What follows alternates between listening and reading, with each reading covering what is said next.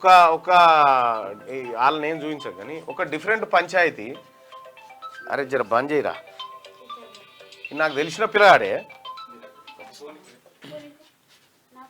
విషయం ఏంటంటే ఈ తెలిసిన పిల్లాడే ఒక పెద్ద ప్రాబ్లం ఏంటంటే ఈ పిల్లాడు పెళ్లి చేసుకుని ఎన్ని రోజులు అయింది రచన?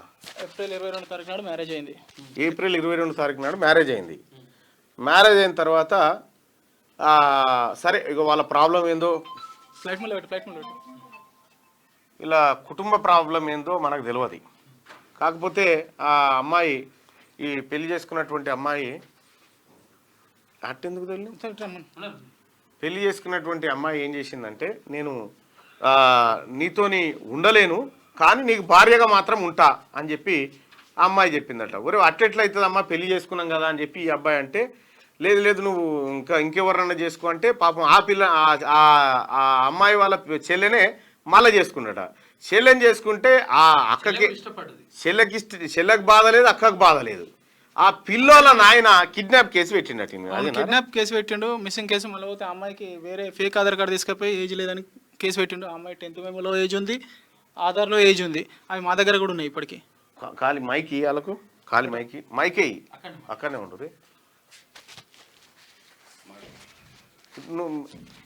నువ్వే చేసుకోమని చెప్పినావు అమ్మా? నేనే చెప్పిన. నువ్వే చేసుకోమని చెప్పినావు మీ ఆయనని? నేనే చేసుకోమని చెప్పిన. మరి వీణెందుకు చేసుకున్నావు అమ్మా ముందుగాలను? నాకు అలాంటి ఇష్యూస్ ఉన్నాయని నాకు తెలియదు కదా. అమ్మాయికి ఏదో హెల్త్ ప్రాబ్లం మనకు కూడా తెలియదు. అమ్మాయి చెప్తా నీకు హెల్త్ ప్రాబ్లమ్స్ ఉన్నాయా? చెప్పట్లేదు, మనకు ఏందనేది చూపిస్తాను కూడా చెప్పినాను. తను అవసరం లేదని హాస్పిటల్కి రాను అని అంది. తర్వాత కూడా అమ్మాయికి కొంచెం వెయిట్ లేపితే పేగులు ఉరుతాయని తెలిసి కూడా నేను దానికి కూడా చూపించినాను. కానీ ఈ అసలు ప్రాబ్లంకి చూపిస్తా అంటే కూడా రాలేదు. వాళ్ళ ఇంట్లో చెప్తే ఏంటంటే నేను ఆల్రెడీ మా ఇంట్లో చెప్తే మరి మా బాపు ఇట్లా దండం పెడతారు ఇంటికి తీసుకుపోయి వద్దని అంటారు. మరి నేను ఇంట్లో చెప్తానంటే కూడా అన్నది మా డాడీ హార్ట్ పేషెంట్, మా మమ్మీ పేషెంట్ వద్దని ఏడిచింది.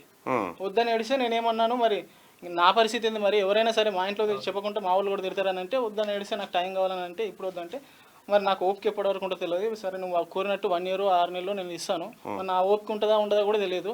మా వాళ్ళు కూడా ఒక్కసారి చెప్తే షాక్ అవుతారు. అది అంటే సరే టైం కావాలంటే ఇచ్చాను. ఎవరు అర్థం చేసుకోరు, నేను అర్థం చేసుకుంటాను. నువ్వు అమ్మాయి ఎడుతున్నావు కాబట్టి అర్థం చేసుకుంటున్నాను.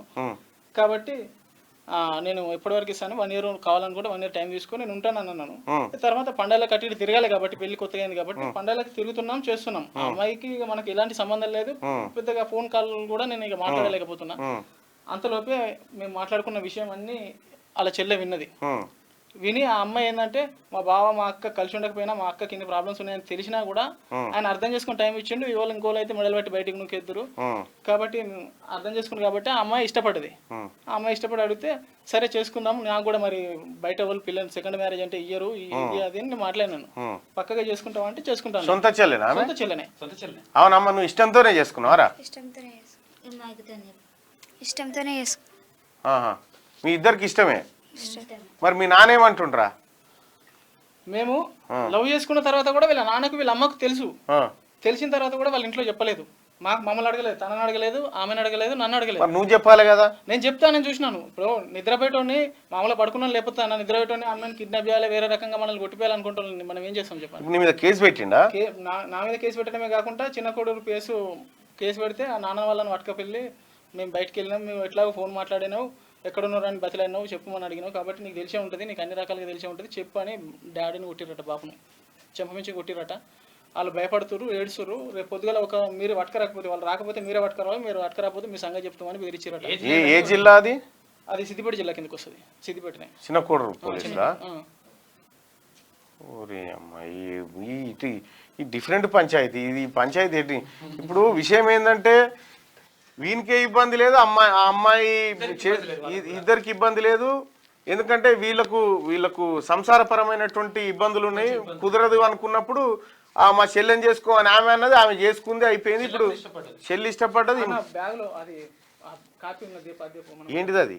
ఒప్పంద పత్రం. అమ్మాయిని ఒప్పందం కూడా రాసిస్తా అని అమ్మాయిల అంతలో ఆమెనే టైప్ చేయించింది. టేపు ఒకసారి వద్దులే నేను మాట్లాడుతున్నా. అసలు విషయం భార్య ఒప్పుకున్నది. ఆ తర్వాత కూడా ఈ అమ్మాయిని కూడా నాకు టైం కావాలి, ఏదో పెళ్లి చేసుకున్నాం కానీ మా వాళ్ళు వేరే పెళ్లి చేస్తారంటే పెళ్లి చేసుకున్నాం కానీ నాకు టైం కావాలంటే ఈ అమ్మాయికి టైం ఇచ్చినాను. 6 years నువ్వు 1 year అవుతావా ఇంట్లోనే, మీ ఇంటికి నుంచి చదువుకో, మరి తాళి దాచుకుంటా అంటే నువ్వు 6 months ఆగుతావా అని ఇప్పుడు ఈ అమ్మాయి కూడా తాళి కట్టినావా? అవును మేము మ్యారేజ్ చేసుకున్నాను అన్న, మ్యారేజ్ చేసుకున్నాను. చేసింది ఆమెనే ఇంకో అచ్చా, మీ భార్య వచ్చే పెళ్లి చేసిందా? గుళ్ళే చేసింది. నువ్వే చేసినావు అమ్మా? నేనే చేసిన. వాళ్ళు దొంగతన వేరే పెళ్లి చేద్దామని వాళ్ళ అన్న ఇట్లా వాళ్ళ చిన్న కొడుకు ఫోన్ చెల్లెకి వేరే పెళ్లి చేస్తారని ఈమె చేసేసి భయపడ్డది ఇది భయపడ్డది, చెల్లె భయపడ్డది అన్నట్టు. ఏమని? నేను ఇట్లా చేసుకుంటా లేకపోతే దత్తా అని, నువ్వు చేసుకుంటావా లేదా అని నేనే చేసుకుంటా అని చెప్పింది అనమాట. ఇక మా అక్కకి ఎట్లకైనా ప్రాబ్లం ఉంది కాబట్టి కొంచెం నేనే చేసుకుంటాను. ఎక్కడి కథరా ఇది, నాకు అర్థం కాదు. ఆమె ఇష్టపడ్డది కాబట్టి నేను ఆ సత్తా అంటుంది కాబట్టి మ్యారేజ్ చేసుకున్నాను. టైం లేకపోతే ఇప్పుడు మీ ఆయనకు నువ్వే పెళ్లి చేసినావా అమ్మా? నేనే చేసిన. గుడికి తీసుకొని చేసింది పెళ్లి. నువ్వు సూపర్, నేను మాట్లాడతా పో. ఇదేనా ఇప్పుడు పోలీసు వాళ్ళు కొడుతున్నారు, నేను మాట్లాడాలి మాట్లాడుతుంది. ఏజ్ తక్కువ అంటున్నారంటే నేను ఉంది అన్ని ఉన్నాయి, ప్రూఫ్స్ ఉన్నాయి అన్న. అదే అంటున్నారు. అంటే మాట్లాడతారా కొంచెం బాగా? నాకు తెలిసిన పిల్లాడే, 10th క్లాస్ సర్టిఫికేట్ కూడా ఉన్నది. ఇది కొద్దిగా క్యూ న్యూస్ ఛానల్లో పనిచేయటకు అనుభవం గల సీనియర్ వీడియో ఎడిటర్స్ కావాలను సంప్రదించవలసిన నెంబర్ 8688926084. qnewsads@gmail.com ను సంప్రదించండి. లైక్ చేయండి,